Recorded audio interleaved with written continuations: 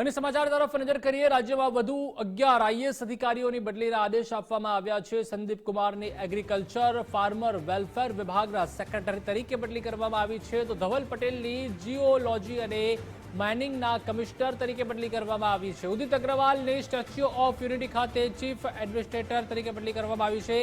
વધુ માહિતી માટે સંવાદદાતા નિકુંજ જાની જોડાઈ ચૂક્યા છે। નિકુંજ, વધુ 11 આઈએએસ અધિકારીઓની બદલી કરાઈ છે, શું વિગતો?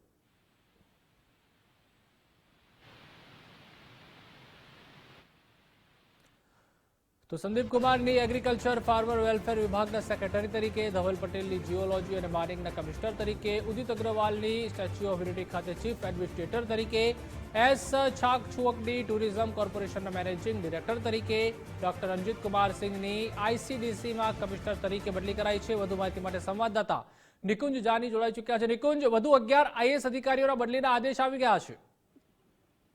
પ્રતિપાલ, જે પ્રકારે ગઈકાલથી આઈએએસ અધિકારીઓનો બદલીનો દોર શરૂ થયો હતો તે યથાવત છે। આજે વધુ 11 જેટલા આઈએએસ અધિકારીઓ છે તેના બદલીના આદેશ થયા છે। ન માત્ર બદલી પરંતુ તે પૈકીના કેટલાક આઈએએસ અધિકારીઓને પ્રમોશન પણ આપવામાં આવ્યા છે।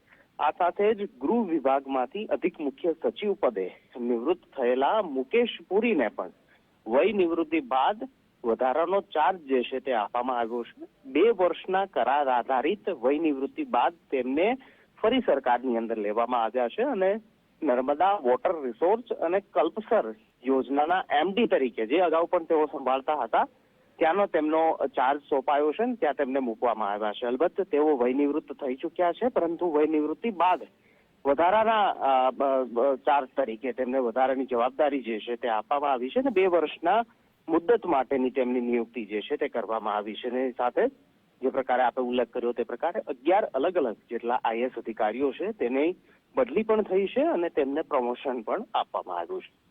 આભાર નિકુંજ, માહિતી બદલ।